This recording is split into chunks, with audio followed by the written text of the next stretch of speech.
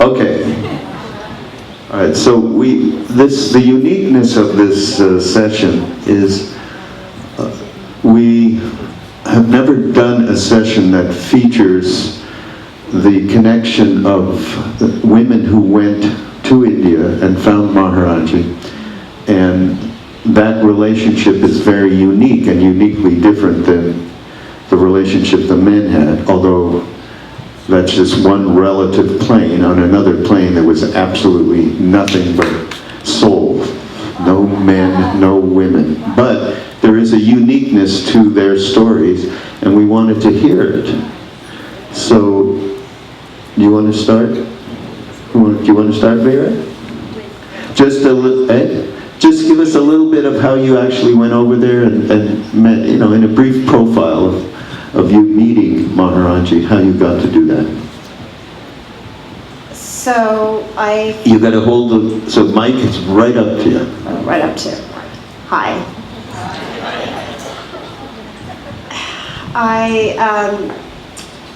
I was just telling Ram Dass that, reminding him again, I probably told him this before, that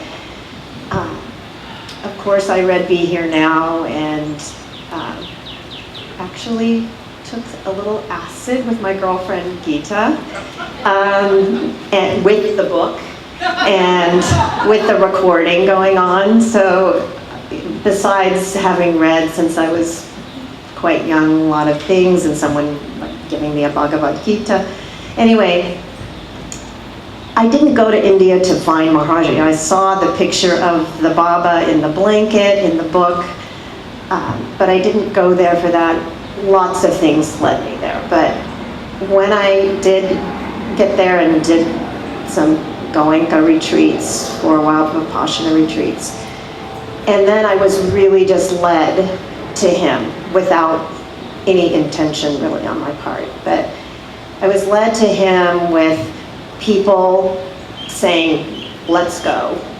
We're going. Maharaji is at Vrindavan, and he's at the temple now, but he's not seeing Westerners. It was a time when Westerners were jowed, and so he wasn't seeing Westerners at the time, but let's just go and maybe you could get a glimpse of them, whatever. So we had this magical ride into Vrindavan with the peacocks and the Hare Krishna chanting in the background. Just, I felt just on a magic carpet really going, and at dusk walking in and seeing Hanuman, and he gave me Ravi Khanna, who really was this little young Indian guy who showed me the ropes, otherwise I would not know what I was doing at all. So this is Hanuman, and this is how you go around clockwise. And so we got there late at dusk and went around clockwise and got to the back and saw the same thing I saw in the book. There he was in the courtyard, in the middle of the courtyard, just with one Indian man sitting quietly. No Westerners were in the front, not in the back. Was ready to leave, and left the ashram to go find a place to stay, and was pulled by a hysterical girl who said, come back, he's calling for you, he's called for you, you don't know what this means, you have to come back. So I went back, and he said, come tomorrow at 9 o'clock, which I did the next day, and Ravi Khanna gave me the fruit and the prasad, and I was ready to go in, and I was really counting on him to tell me what to do.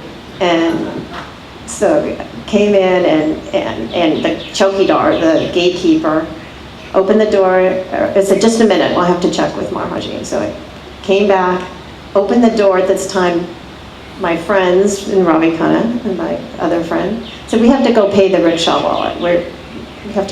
We've got to go, we'll be right back. And of course, exactly then the gate opened. And then the gate slammed behind.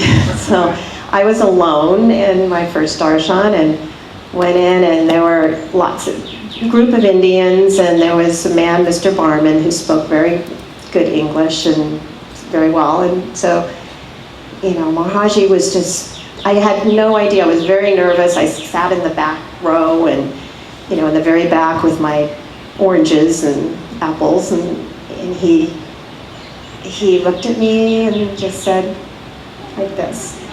And so I didn't know how to go, you know, they were solid people, so, you know, they kind of scooted over and I kind of walked like this and stopped halfway, no more, closer. And then I kind of just fell in the very front with all the prasad going in his lap. And he just said, Maharaji was very practical about everything. Where did you come from? How did you come? How did you come this far from America? Questions, and where are you staying? Are you comfortable? Is the bed okay? Is everything? And what is your plan? So the plan was I was going to Delhi to meet my friend to go see Sai Baba. I didn't say that. I said, I'm going to Delhi to see my friend. So he said, go and bring her and come back.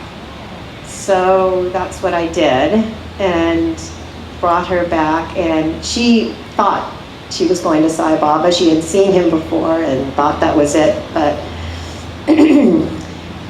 when we came back, it was kind of dark, it was night, and when we came back, there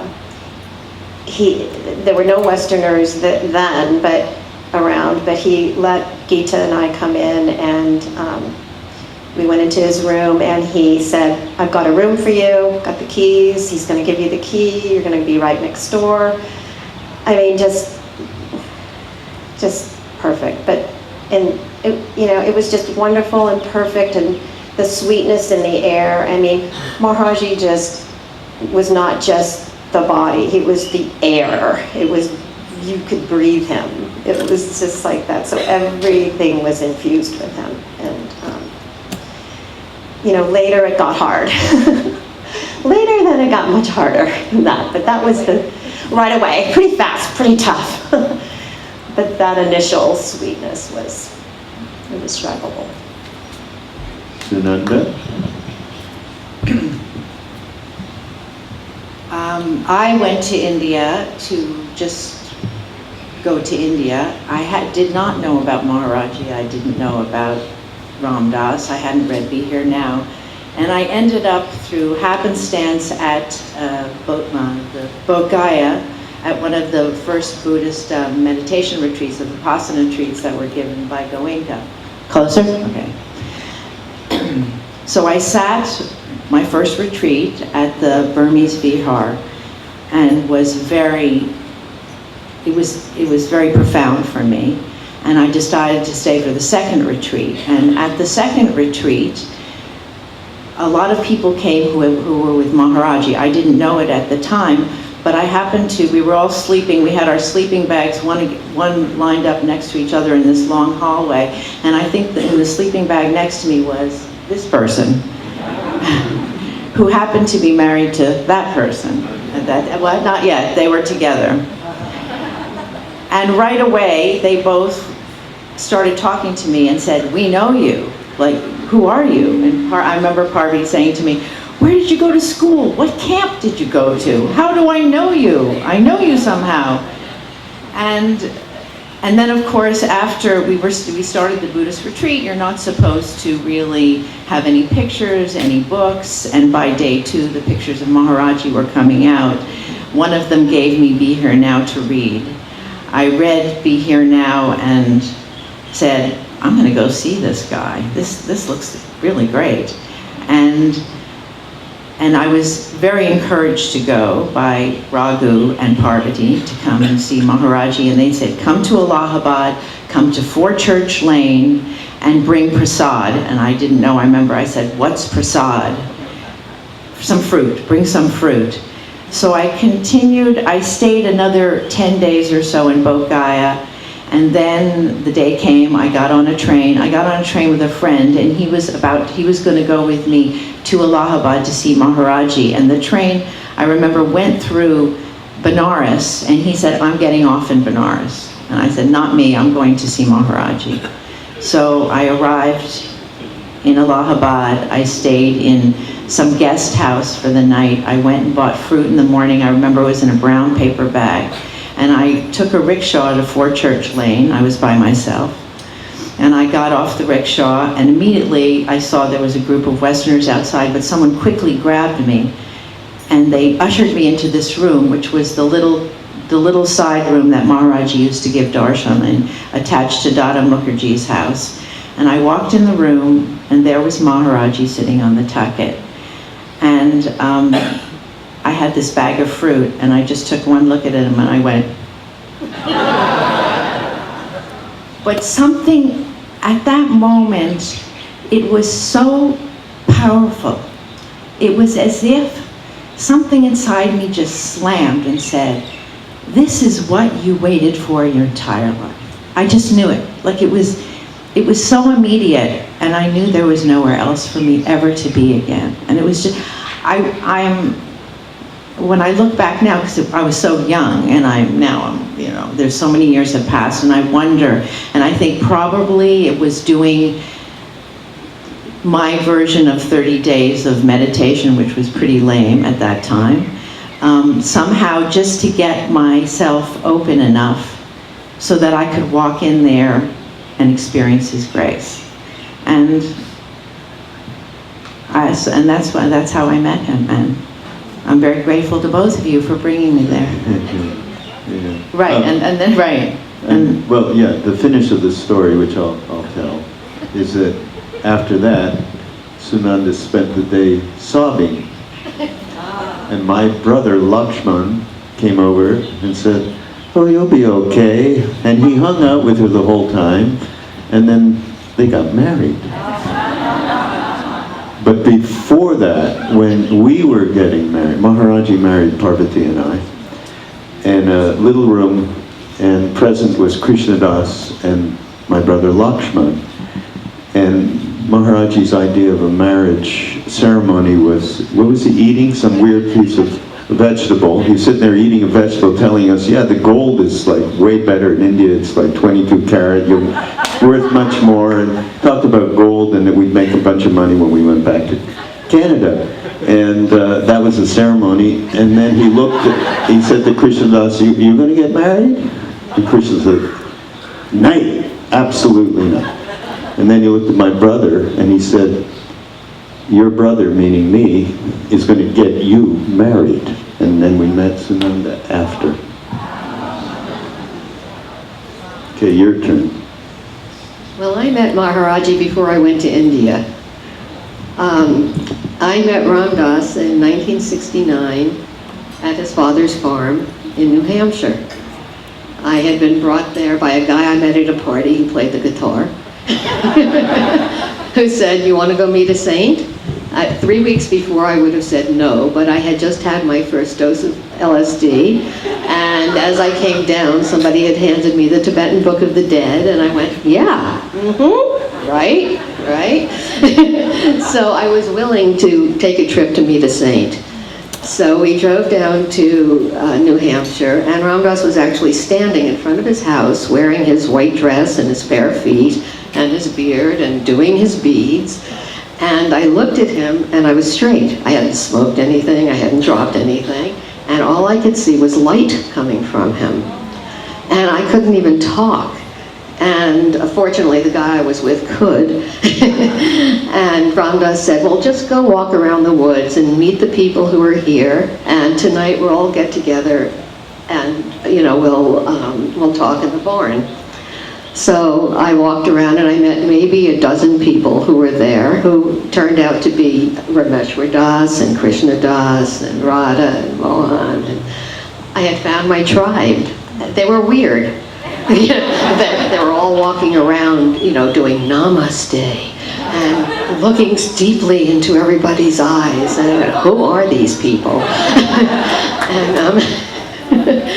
And yet that night we got together in the barn, and Ram Dass was talking about how he had taken thousands of acid trips and you still had to come down, but he had been to India and he had found a way to get high and stay high without drugs. And I went, okay, I'm in. And moved in the next day into the woods and was there for the summer. And during that time I became Ram Dass's secretary. It was still snail mail days, pre-computer, all of that stuff. And he had already been traveling.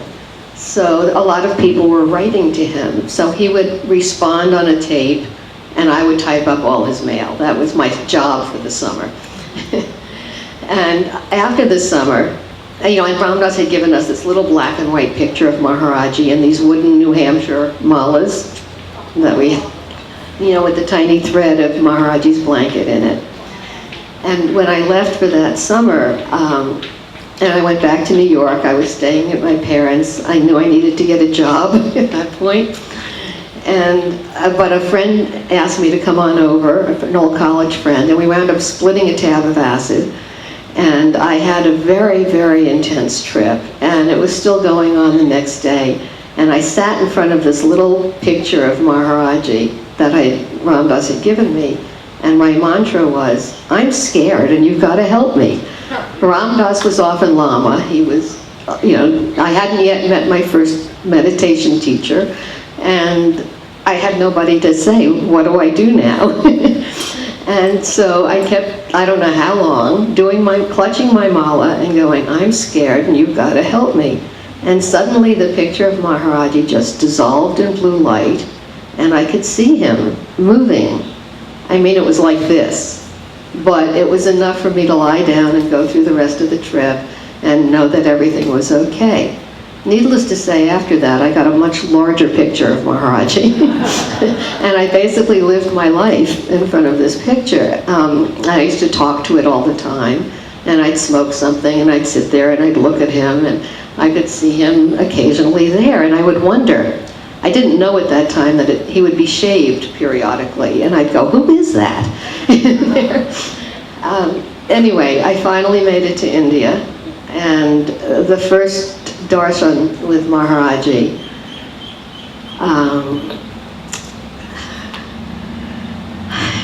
I had been with other teachers. I had spent time with Swami Bhaktivedanta, and I had spent time with Sai Baba, and I kept wondering, what's wrong with me?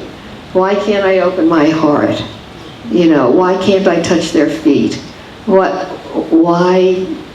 Something's wrong with me, right? Obviously. And finally, I get to Maharaji, and it's instantaneous. I mean, absolute instantaneous, the surrender that is no surrender. There he is, he's mine. And one of the first things he says to me is, you used to talk to my picture all the time, he said. You asked many questions.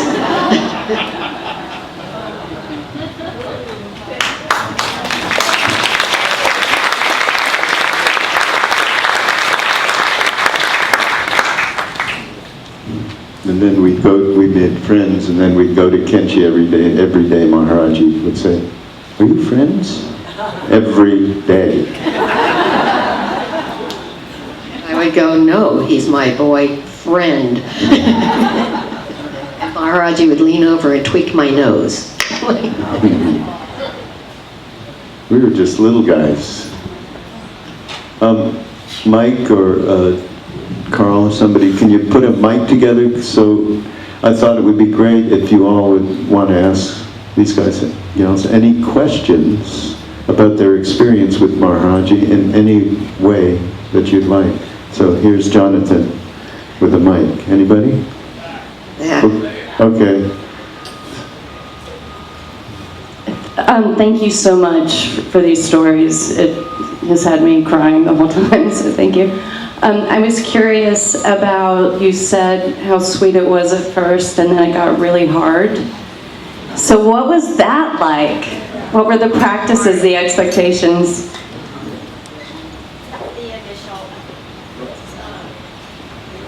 No, it's coming. Yeah, I mean, the incredible sweetness of that first darshan and the incredible love that just like going home and then after getting settled, he put me at the he gave us so Gita and I so many blessings in that we didn't really even realize then. Like the Westerners were staying over here, and he gave us this brand new, clean, beautiful space right next door going to Dharamsala, which is just built, and he gave us that beautiful room, and then immediately the next day, all of the Westerners showed up. Everybody else that was there were, how many of us? Maybe 30 of us or something like that. Everyone showed up, and you're staying here. We're getting in. Maharaji, we want to stay here. And so everyone came in, and then Maharaji had a way of just completely battering and smashing your ego apart. There were intrigues going on. There were, the grace race was already referred to, that, everyone wanted to have a piece of Maharaji. Everyone wanted to be the first one, and everyone was, Balaram, my husband, he was conniving all these different ways to get darshan and how to get in front, and people, and this whole thing was going on under, all around all the time. And so the ego, of course, wanted Maharaji to at least, acknowledge me, my presence. I'm here, sitting here, and you're throwing the prasad fruit to everyone, to this one right next to me here, and this one, and not me, ever, for months. Not even looking, glancing in my, direction, and I'm getting depressed about it. What's wrong? I'm not as high, I'm not worthy.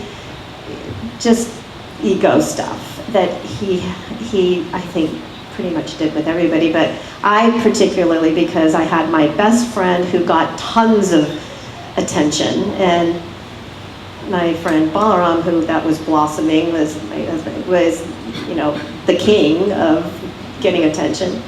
And so after a couple months of Maharaji not even glancing my way, nothing, but I was always standing, I was also not a Scorpio like they were, and going after it. So I was standing in the back, and so, I'm getting more and more depressed, and more like in my head, maybe I should go home. Maybe I should just take a break from this. This is intense, and what's wrong with me? And, so that's going on with me. I'll just, I guess, tell the story of how he brought me out of it. The more I wanted him, the more far away I was from him. I felt that I couldn't get close. So I decided that, this is in my head that I need to go home. So I need to really sit down and I need to let him tell me if that's what I should do, and meditate. And so I found this little hut right in the grassy part, right in front of the ashram, outside the wall, and there was a little hut that no one ever, you didn't stay there. It was just for hay storage or something. It was only as big as around me like that. So I found that place. There were so many people and all this stuff going on, and everybody's trips going on, and I just wanted to be alone. And so I went in the hut, and I just sat there, and I knew he didn't have to tell me what my mantra was. That was obvious, the Ram, Shri Ram, Jai Ram. So I sat with it, expecting him to give me the answer. And it was the deepest meditation I had ever had. The Vikapshana, all of that sort of fell apart. I really just felt the Rams, and I could just really, for the first time ever, just be Ram. Just be with Ram, and everything was kind of fading away, and I didn't get sleepy. I didn't sleep all night, and took a shower in the morning, and I went out in the morning thinking, he didn't tell me. I still don't know what I'm doing, but I came out in the morning, took a shower, went over to Darshan, sat in the back, sat down, I just plopped down and closed my eyes, and I felt this thud on my chest, and it was a orange, a really solid orange that he threw at me so hard. Just like,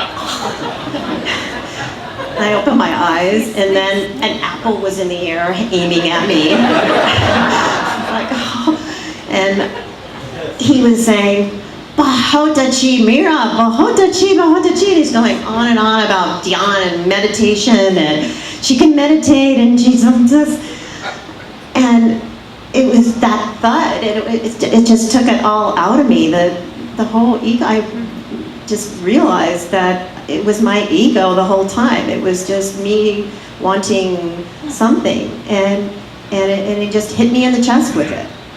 And that was my answer, obviously. But after that, I didn't even think. I would just darshan, and I would just walk up and grab his feet, you know. And after that, he pulled me up on the tucket and put his blanket around me. I mean, there was just all kinds of things that happened that last month that were amazing. Beautiful. Wow. Thank you, Mary. Next question, and I know that Jonathan has one mic, and Jeff, you have another. There's up here too, so why don't you come around here and raise your hand.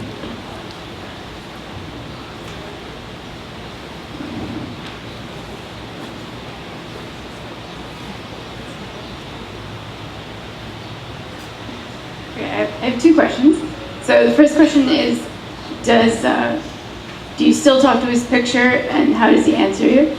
And then the second question is, I read that people would bring him fruit because if you gave him fruit, he would take, or he could take your karma. And what does that mean? I mean, I read this in a book, I'm just curious, what does that mean, taking his karma? What was the first question? Do you still talk? Oh, do I still talk to his picture? I always have his picture with me. Yeah, I don't have quite the same relationship with it because I don't do it externally very much. But I talk to him all the time. I mean, that's an internal picture. and actually, rather than thinking about his picture so much or what he looked like, what I really feel is that there was often that I'd be sitting right by the tucket. I was one of those grace race people. And you know, I'd have my arm on the tucket, and he would be doing this on my arm, just up and down my arm, just so gently. Or I'd be sitting there playing with the tassels on the blanket. And it's those sort of sensual feelings of being with him that I connect with more now than with his picture. But it was a great entree. And the other question was about the fruit.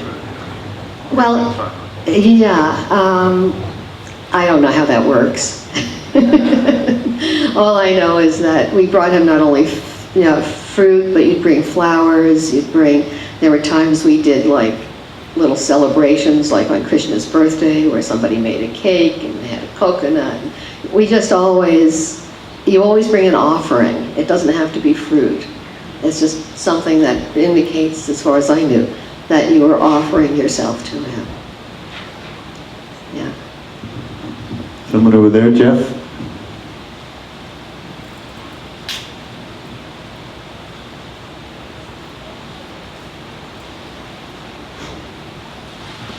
Who was asking about how hard it was? Yeah. Asked us how often we sat on a rock in the river at Kenchi and cried. Frequently. Will one of y'all tell a story about Siddhi-Ma? We didn't know she existed when we were there. The Ma's were in the back. We didn't know about them. It was only after he left his body, and a whole bunch of us jumped on a plane and went, for Mahasamadhi. And at that point, Radha and I got called into a room, and it was the Ma's, who looked totally disheveled. They were in their whites and everything was disheveled. Their hair was down and disheveled. They looked like they'd been crying for days, which I'm sure they had been. Just to interject so everybody knows, Siddhi-Ma, who many of you do know, and her picture is right here, and her partner is Jivantima, who died maybe 8 years or 10 years before Siddhi Ma, and they are who Parvati is referencing. Right. And anyway, there were a bunch of them in there besides Siddhi Ma, but it was like they sat us down and Siddhi Ma started telling us stories about how she used to look through the screens in the back rooms at us having darshan with Maharaji. And she knew all these stories about us with Maharaji. And in the midst of her own grief and her own dishevelment and her own falling apart, she was feeding us. She was feeding us with all remembering what it was like being with Maharaji. And so since that time I've had, you know. She taught us a lot. Yeah. Siddhi Ma taught us what bhakti is. She was the embodiment of bhakti, her love for Maharaji. And especially I think the women through Siddhi Ma, you could, it's not like she taught you like Maharaji. She was like Maharaji in that way of, no, this, you know, A, B, C, D. It wasn't that. It was just her incredible, massive, incredible love that you saw coming through her, that there was nothing else. There was nothing else in her world but Maharaji. And we got that from her. Maharaji once sent me in the back, he said, go to the Ma's, but it was for a second, but I could get a glimpse of just that world. It was just another world. When I stayed in the ashram, you could hear them at night. It was really so sweet. You could hear them laughing and talking. They were having a party every night with Maharaji, all through the night. Over here, somebody has a question.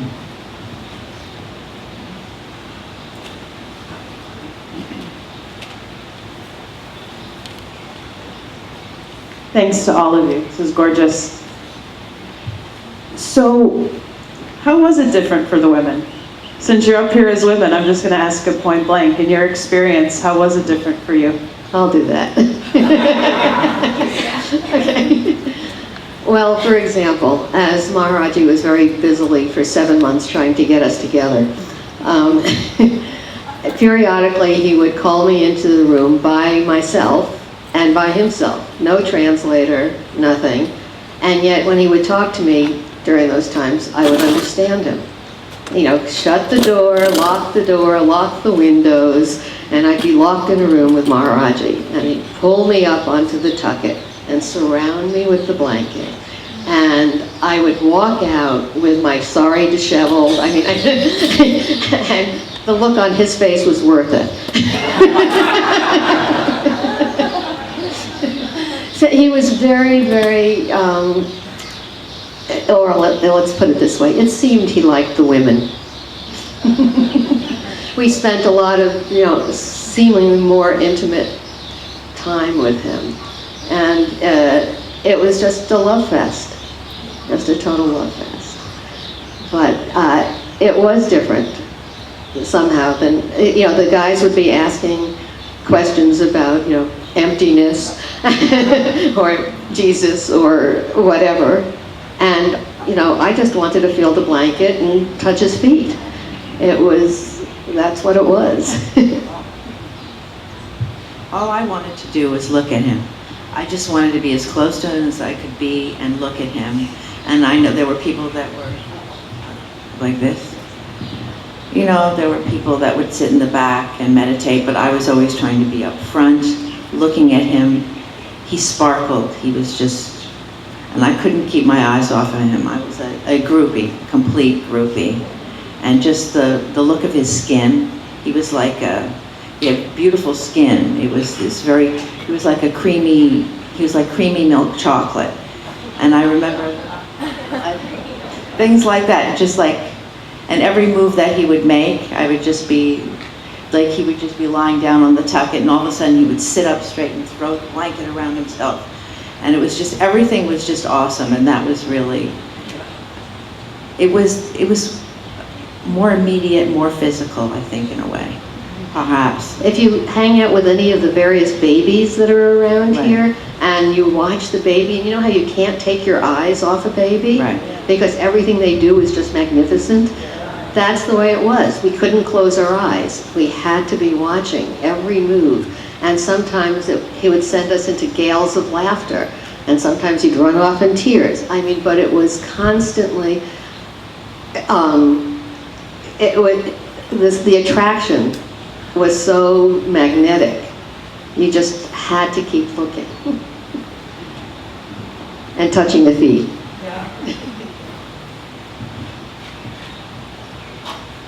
Over here, and Lalita.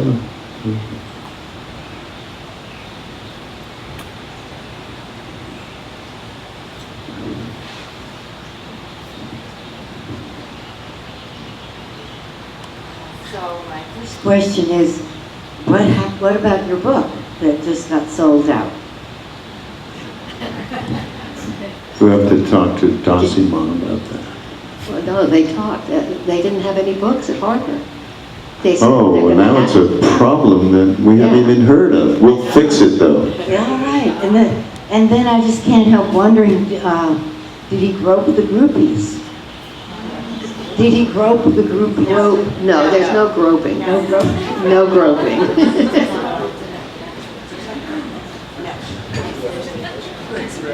Over here. Jonathan, Lalita.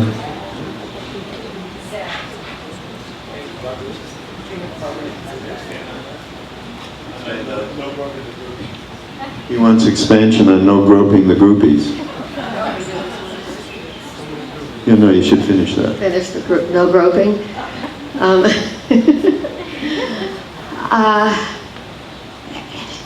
How do you explain that? I mean, there was physical, being wrapped by him, certainly, just completely engulfed by him. But there's none of that vibe. There was nothing randy about it. There was nothing raunchy about it. There was nothing, there were times he played with things that could make you a little uncomfortable. But you didn't have that. We'll talk later. For example, I would be sitting in front of him, and this was in Dada's living room, and I'd be massaging his feet, and he would reach down under the blanket and lift my hands further up his leg, okay? And it would be great. So I was massaging his calf, and then he'd reach down and lift my arm a little further. And eventually I was massaging his thigh. And it was like, and what happened? I have no idea, because I went into a completely altered space. It was like I started to get nervous thinking that was happening, something strange was happening, but instead it just put me into this formless space, and nothing physical occurred. Yeah, it was just a sort of using my attention about what was he doing to send me off somewhere else. No, I think that, it's the quality. A woman knows, right, when there's something like that going on. And when, and there were all these private darshan, not all, but that was actually fairly rare, private darshans with the closed doors. But,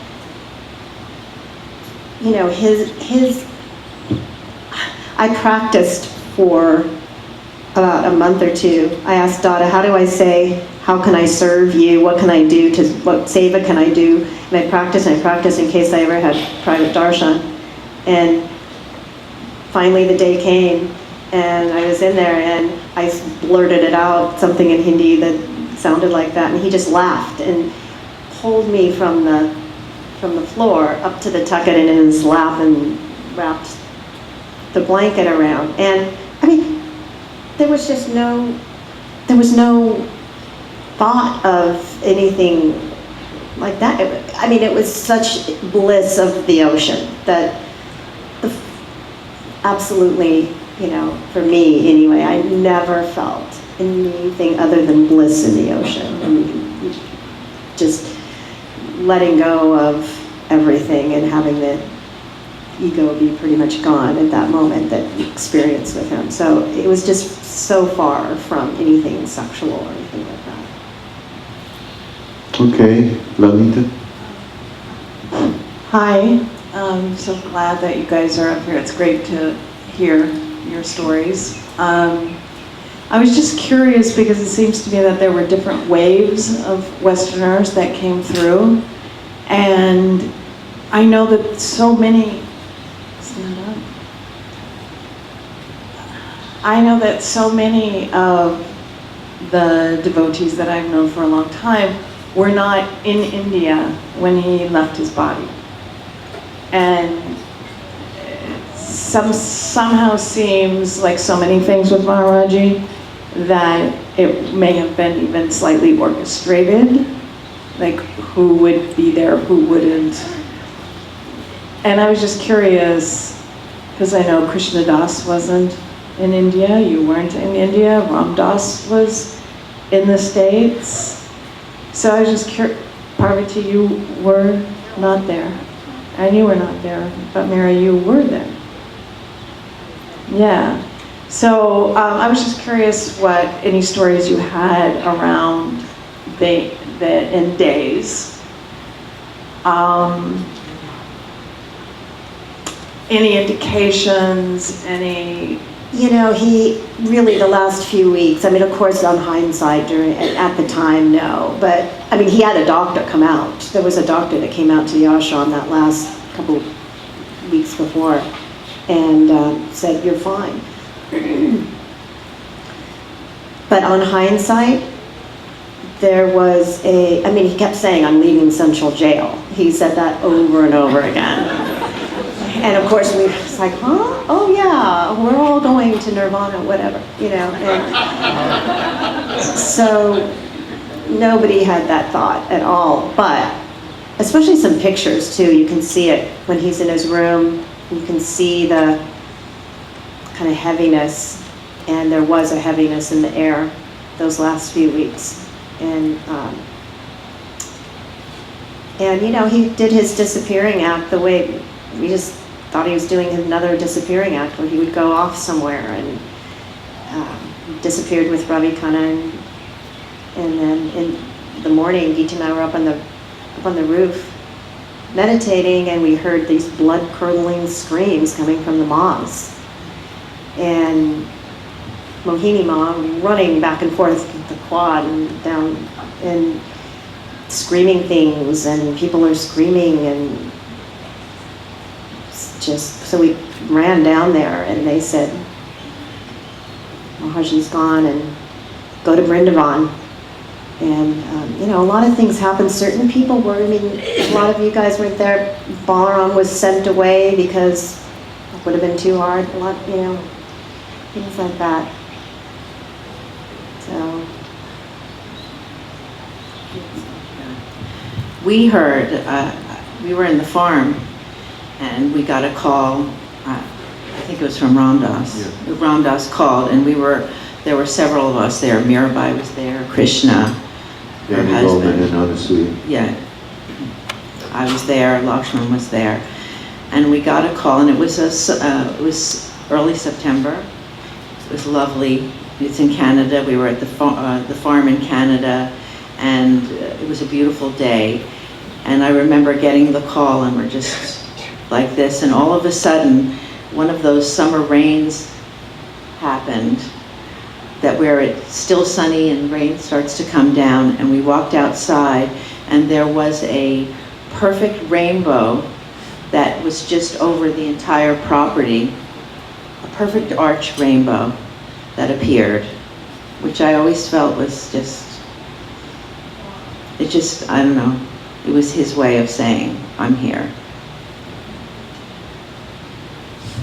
Took us very many years to get fully, experientially, knowing I'm here, is here. Yeah, I took the phone call from Ram Das. that was a very profoundly tough moment. Ramdas, you want to come up? Ramdas is going to come up and join us, and we'll see what happens. So thank you, guys. You stay, but thank you.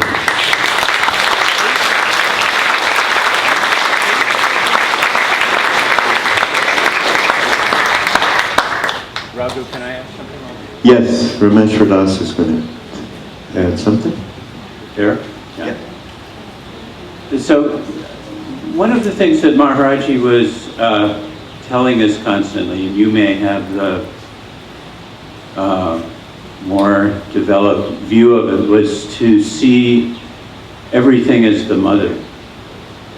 And since you've all become mothers in that interval, and also we learned that he was a family man himself in that time.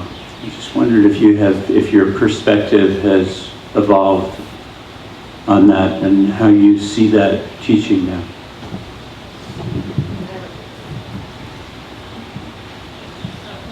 Can you rephrase that question, please? Maharaji said, see everything as the mother. And that, I think that was for the men.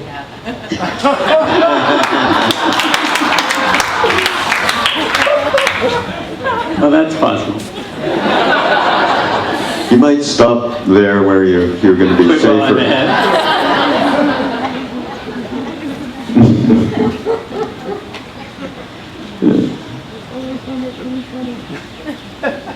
Ramdas, what did you think of all of us then? Descending upon you after you had had this wonderful time with Maharaji, first time around, nobody, zero in Kenchi, just you. And then suddenly, there was 40, 50, 60 people at a time, acting, as you said, slightly adharmically. Tell us your real feelings about us back then. You've never said anything about it.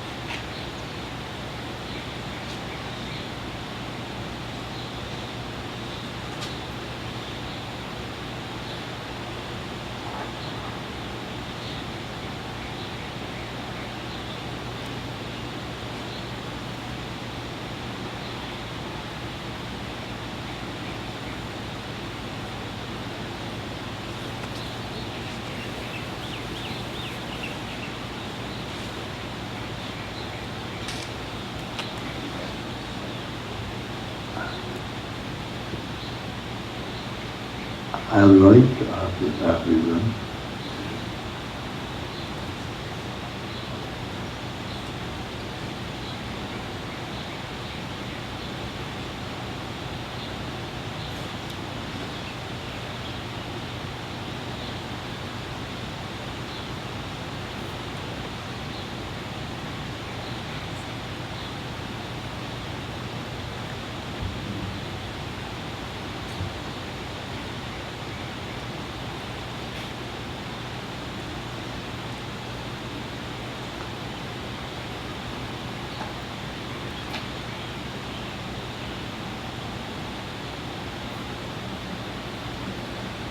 Yeah.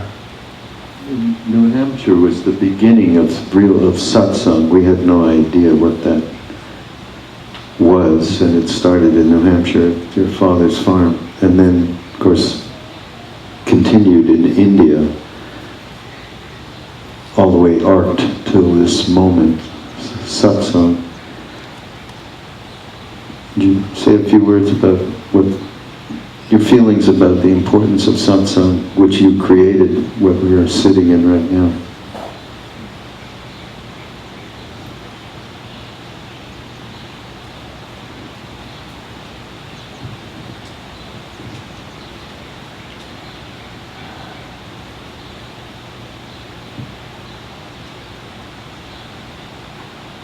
Satsang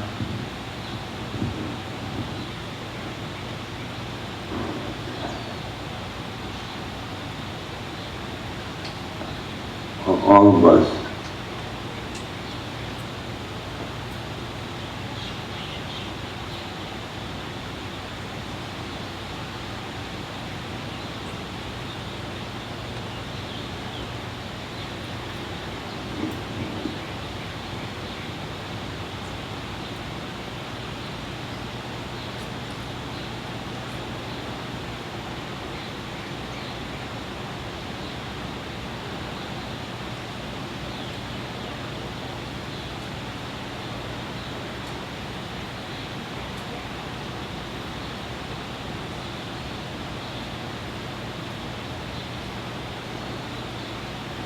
finally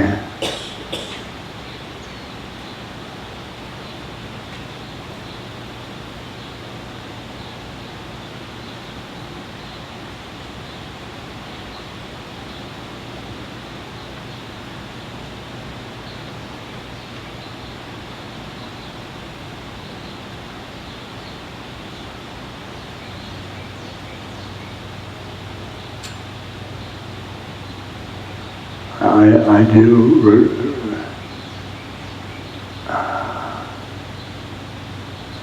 I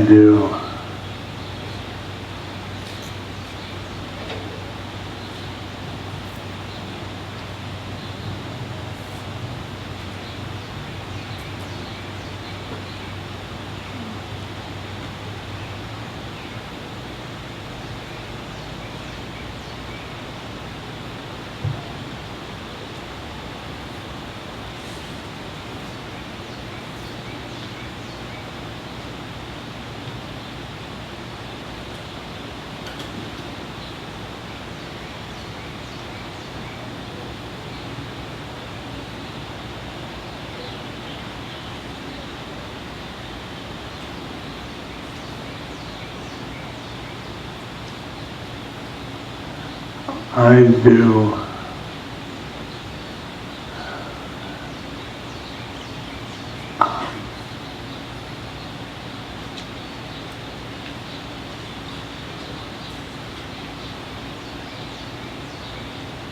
satsang. What is satsang?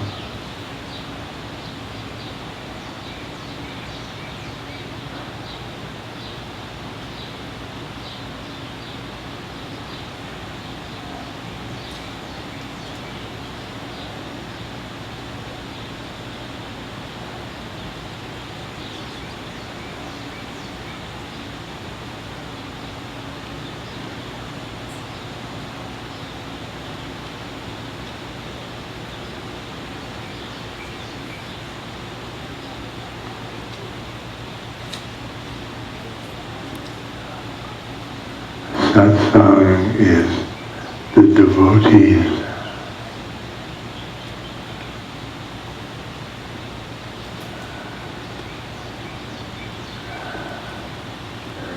that women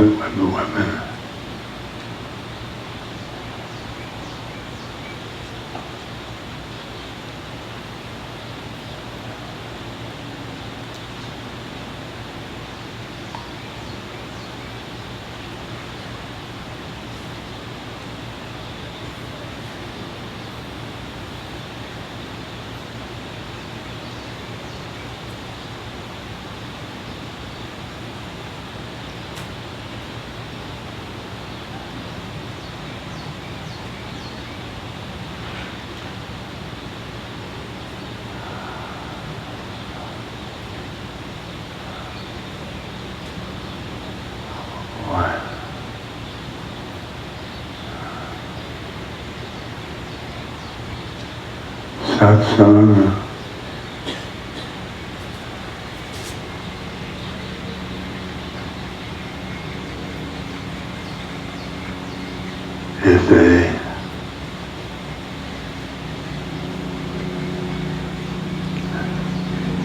is a part of Maharaji's grace.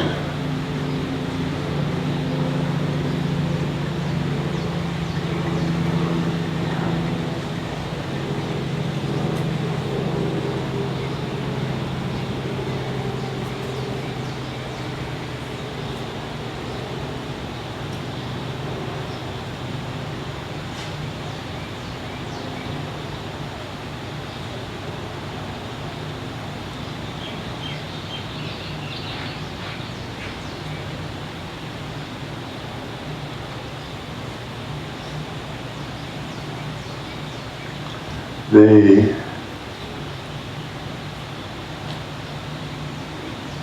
all the members of the satsang each brings a facet to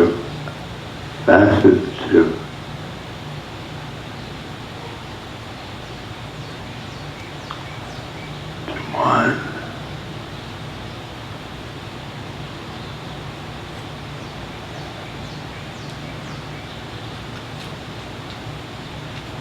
Each of us gathers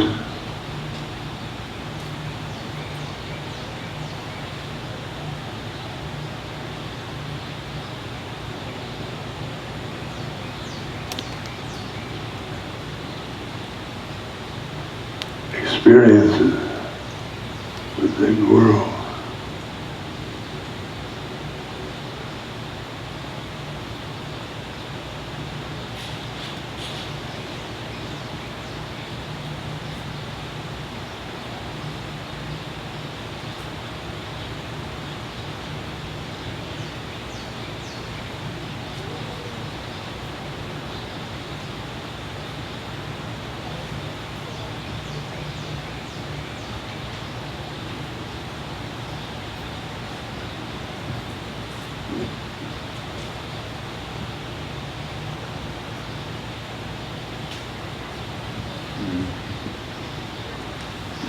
Each one of us is a facet of Maharaji, facet of grace.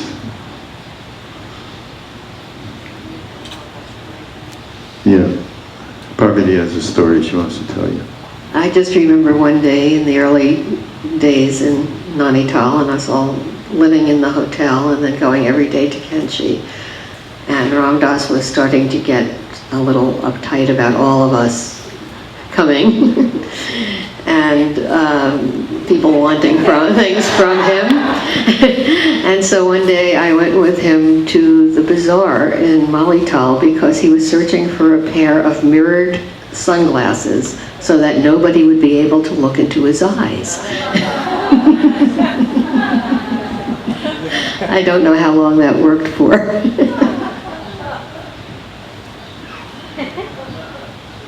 Then Maharaji told you not to hold on to any money. Don't keep money.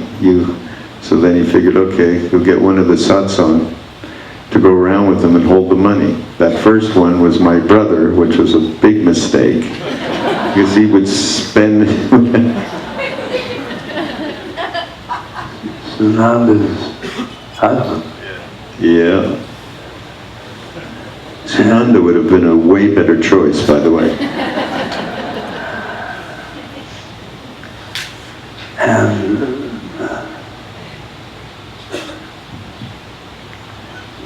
I was standing in the hotel when the bus for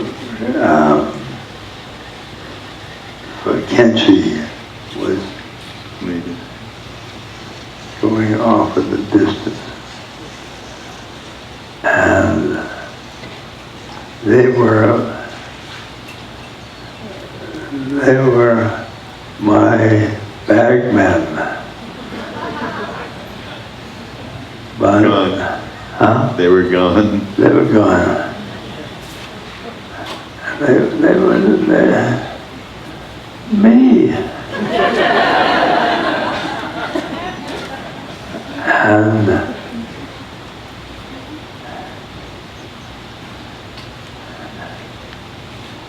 I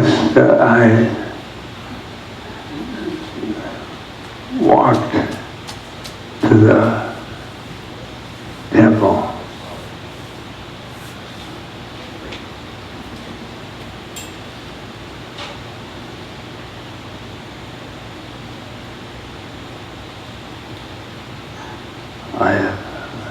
I missed my bag, man.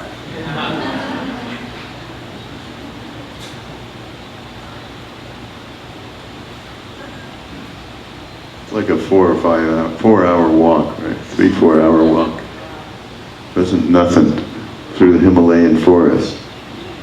That's when Ram Dass got there. He was so angry. That's when someone offered him the food. That's that story.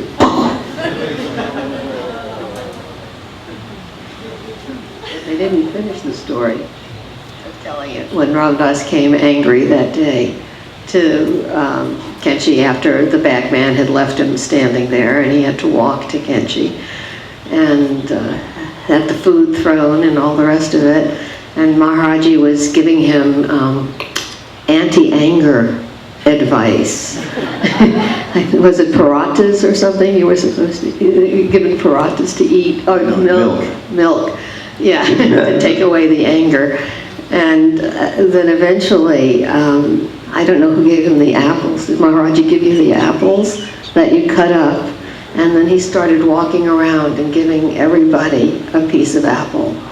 And somebody said that it was like Jesus coming around and feeding the masses. No, Maharaji said he's like Christ. He yelled off from the court. From the part Ram Dass doesn't like to talk about.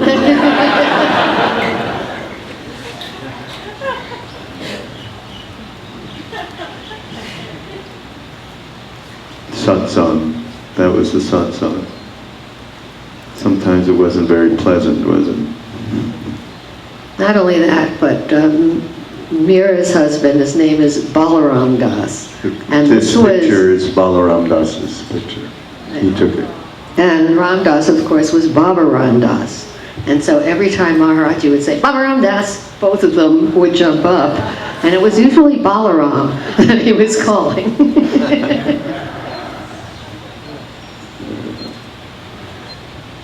So that is an important point, huh, about satsang. It is about all of us having a facet that we share, each one of us representing a different facet, and share in love. But it is also a place where sandpaper happens, and you are experiencing it here. I am sure, I've already heard of different ways in which the sandpaper has gotten rubbed. And the idea is being able to be open, if that satsang supports whatever it is that we're going through. And that's where the compassion comes in. Raghu? Yeah. I just wanted to say, as far as satsang goes too, is I found that I learned so many of Maharaji's teachings. Maharaji's teachings were from the inside out. He never gave us lectures and told us what to do or meditate or do anything. But there were a million teachings every day, and they all came through most of the time, what he would say to somebody else, or what would just happen in between all these dynamics that were going on that we were saying were so kind of crazy, but they were all very deep and important teachings, and that was his way of teaching, is with each other. So. Mm-hmm.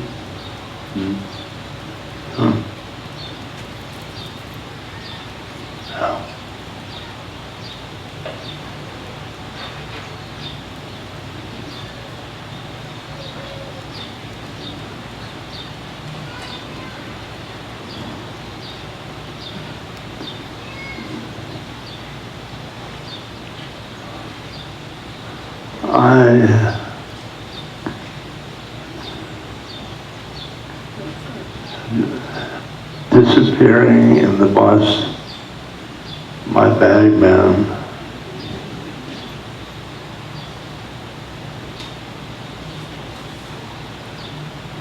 and I couldn't get on the bus because they had the money.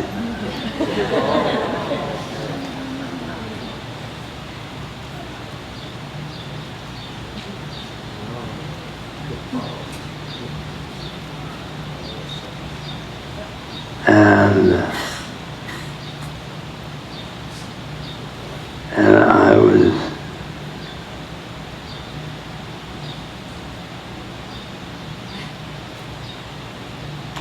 fit to be tied.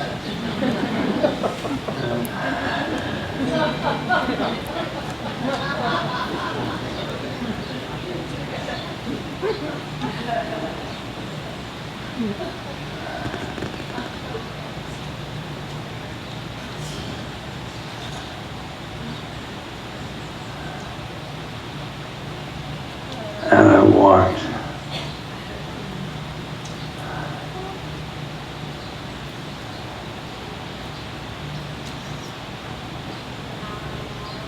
And through the food.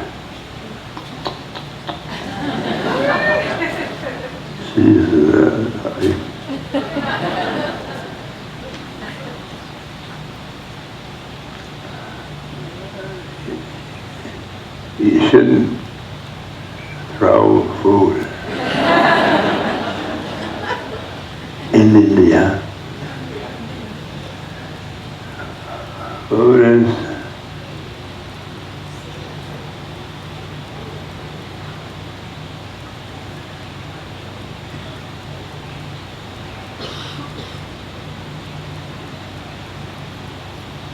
Maharaji.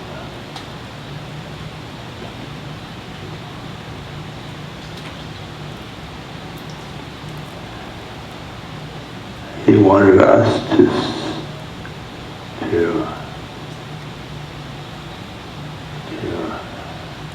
cherish food.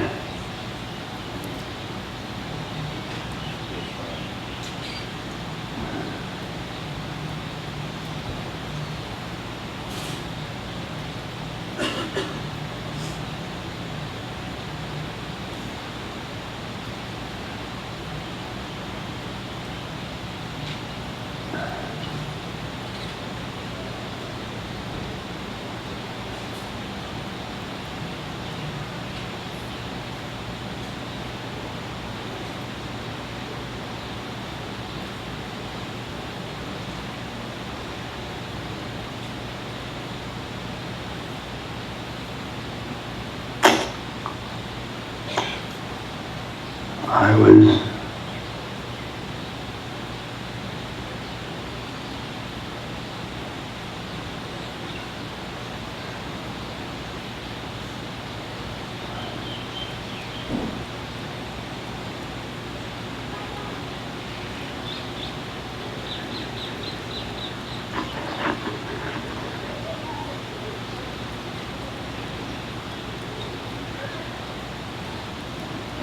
it was my ego.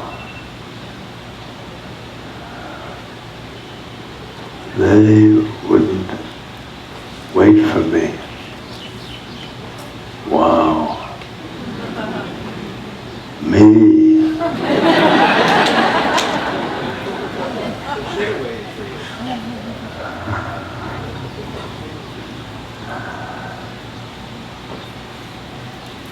And so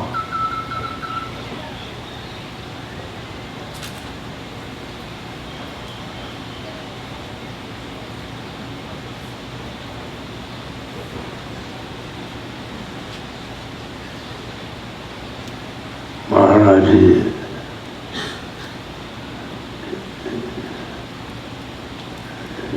fed me milk and brought me some apples.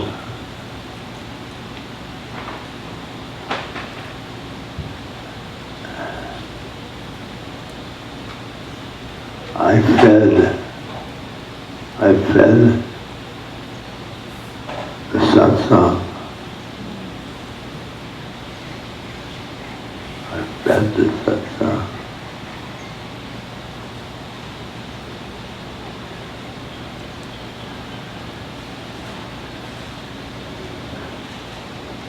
Wow.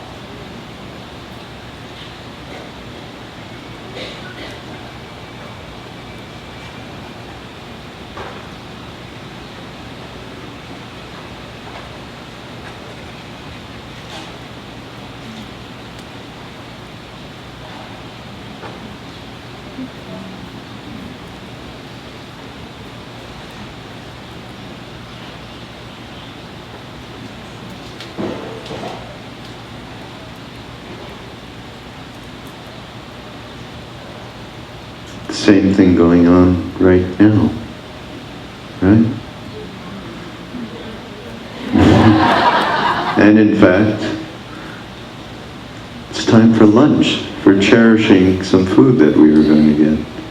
So, thank you everybody for being here. Thank you, beautiful people. Thank you, Ramdas. And we'll see you at 3.